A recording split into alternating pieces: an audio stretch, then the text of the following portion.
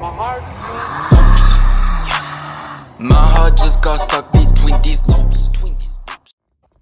Hey guys, so if you follow me on Instagram, you already know that we got an intake from MST provided by Kies Motorsports. It's right there. I am so excited to install this product and just see how much power we can get, but it's not much, it's just an intake, but you know how it is. But yeah, anyways, stay tuned. We'll be doing the installation this week if the weather permits. You know how it is here in Washington, but today and a few days ago it's been pretty sunny, so it's pretty good. It's in our favor. And yeah, I guess I'll see you guys tomorrow.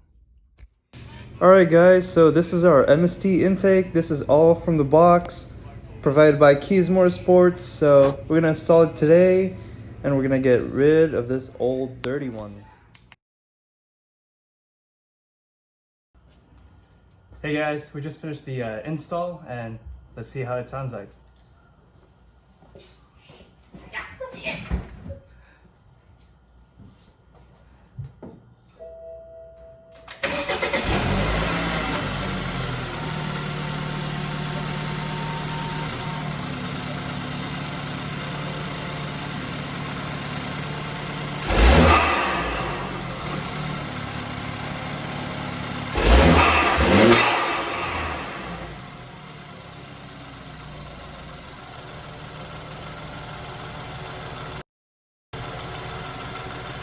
Fire, fire, fire!